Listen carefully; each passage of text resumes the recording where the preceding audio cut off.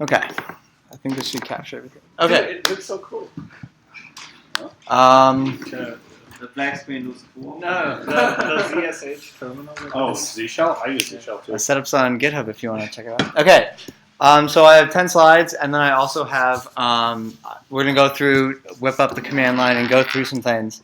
Okay, so how did we get here? So this is the story of Docker.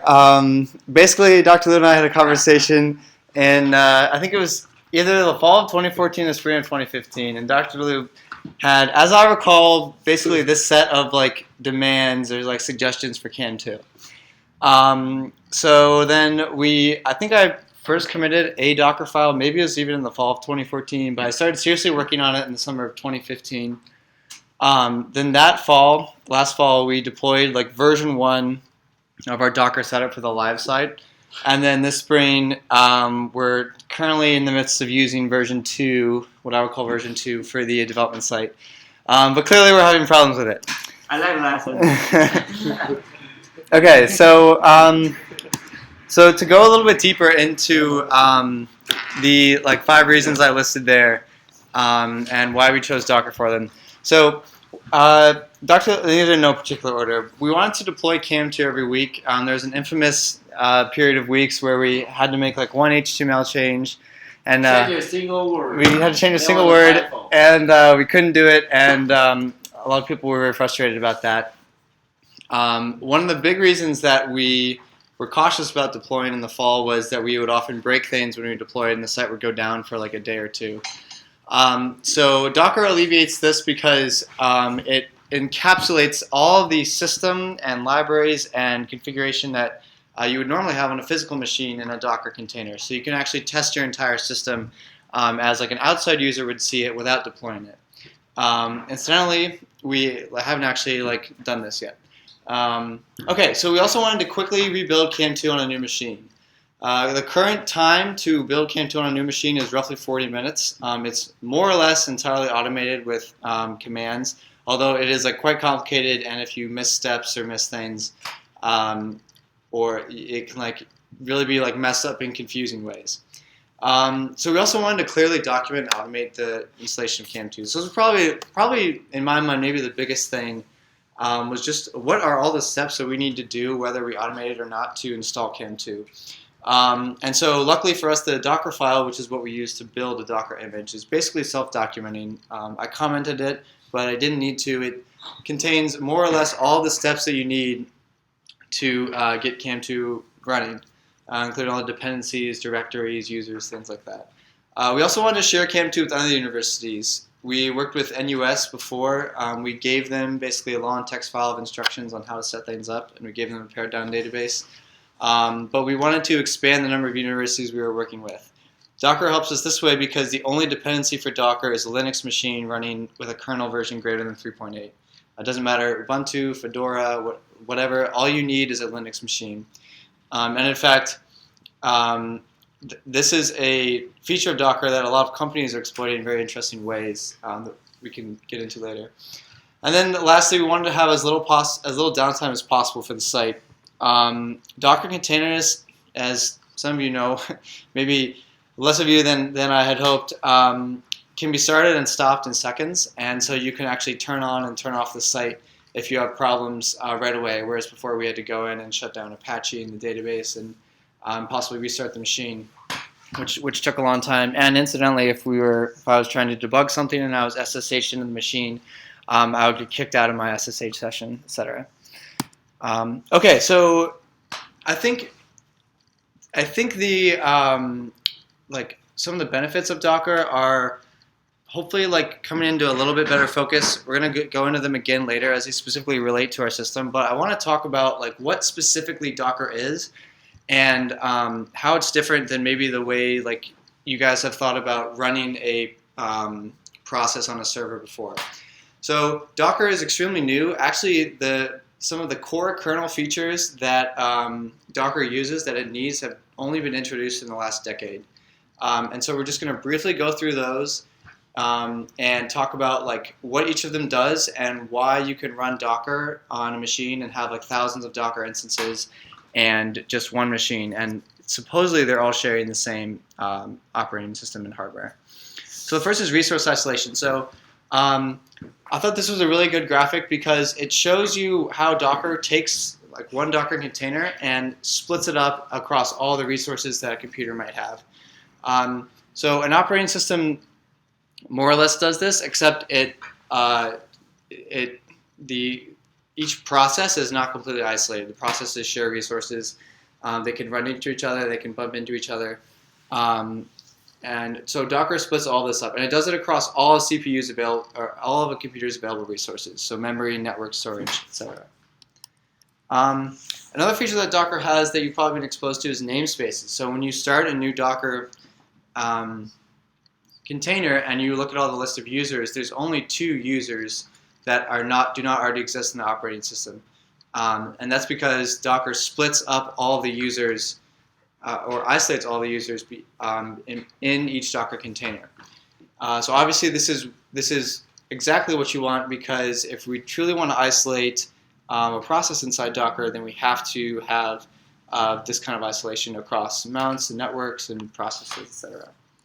And then finally, just very quickly, some of you have probably seen when you build a Docker image that it builds it in layers. This is one of the most interesting features of Docker, I think. It's not actually a feature of Docker, but it's something that it uses. This is a union file system where each new file that you write onto the file system is actually a new layer. So what that means is you can revert back to the previous state of your file system. If Docker didn't have this, you'd have to rebuild the entire thing every time when you built an image. And this is nice for development because if you make a mistake in your Docker file, you can restart at the line where you made the mistake and keep going. Another really nice feature of this is that all of our data is backed up. We'll get into that a little bit later. Okay, so very brief dive into some of the technical components. I think this is the most important slide. This kind of tells you why and how Docker is different. So instead of this VM here, which we don't use, you can just think of like the Cam2 application. So basically what we do is we have the hardware, we have the host operating system, we have we actually do have the built-in hypervisor running on these servers, and that just basically gives you get the appearance of having more resources than you would. And then we have our virtual machine, which in this case is Cam2. So within the virtual machine, within Cam2, you have dependencies, you have your application, and you have the actual data and things that your application needs.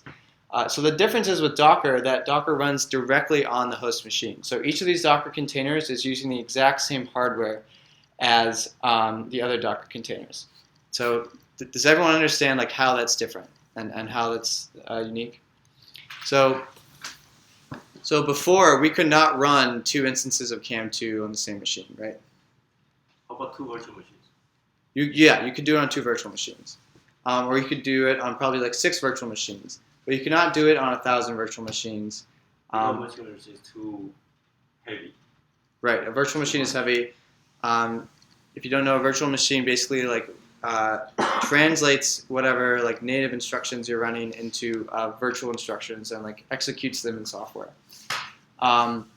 So I guess the culmination of what I wanted to say is that through the 3 technologies I just talked about, as well as what you can kind of see on this slide, Docker shares resources on the hardware, on the host machine, but everything is completely isolated. Right, so it shares hardware resources, but everything is completely isolated. Okay, so where are we at in Cam2? So I would say that our current version of Docker is not perfect. The base image is huge. Some of you have seen that. It's like 4 gigs. That's mostly because we compile OpenCV and Python, a specific version of Python in there. There's no SSH key distribution yet. You have to do this manually still if you want to have multiple workers. The images on the site, like pictures of the team or videos or whatever, are not built into the other images. So when you first load up the site in Docker, it doesn't show you the images that you're used to seeing. And then finally, currently you have to rebuild the image on a new machine every time, or you could kind of like zip it and download it. What I'd really like to be able to do is use Docker push and Docker pull and pull images from a private repository. which it's kind of similar to how GitHub does it. The second thing I would say is like it seems to me in like helping people that some people are encountering problems which are not directly related to Docker. So these are just things that it takes getting used to on the team. SSH keys, various configurations, like where things are in Git, things like that. I think another thing that's confusing to people is that the current way that you like find out about Docker and learn how to use it is a very lengthy and like detailed GitHub page. I want to make screencasts and tutorials with me using the command line that like very clearly show what you need to do to run Docker. And then finally, I'm like still have a foot or two in Cam2, but I'm also like working on other things this semester. And so I think what I really needed to do at the beginning of the semester was like sit down with everyone and work through all the kinks with them. And I was hoping that like at the end of this meeting we could do that today. But yeah, I probably should have done that like a month or two ago. Okay. And then the last slide is some additional unnamed benefits of Docker beyond the like 5 that I mentioned at the beginning and the one technical one that we kind of went into. I put the easily in quotes here because it's clearly not extremely easy, but compared to what you would have to do to install Cam2 and actually manually run it, it is easy to build Cam2 on your own machine. Additionally, the technology behind Docker containerization is the future of many applications, and not just internet applications. Machine learning repositories and image analysis repositories these days often put Docker files in their repository. So you can build the Docker file and get the exact same development environment that the developer of the code had. So you don't have to worry about any of that. And for that reason, I think we should at least because this group has a web application and has a server applications, we should expose students to Docker. Additionally, kind of in that same vein, major companies are investing in Docker and using Docker. Actually, the core commits for C groups came directly from Google. And that whole resource management thing that we went to before was the problem that Google encountered on their servers, and they actually developed some of the core technology behind Docker so they could run more applications on fewer servers and not have to load up a virtual machine.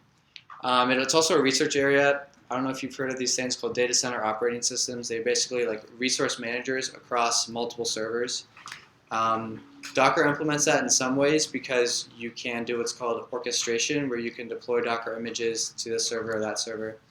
But this is another relevant area of research. People are still trying to figure out how to do large-scale computing across multiple machines, and Docker is a key part of that. And then finally, one unnamed thing that's actually huge is like now all of our data is saved in Docker volumes. So all we have to do to back it up is just save the volume somewhere. Whereas before, all the submissions, all the modules, all the things that people did on our site was not saved. And if the machine crashed, we would have lost everything. Okay, so that is my presentation about like, what is Docker, why are we using it, and why I think we should keep using it. And now, does anyone have any questions? Any questions? Yeah. Why building Cam2 is so consuming so much time So and so complex?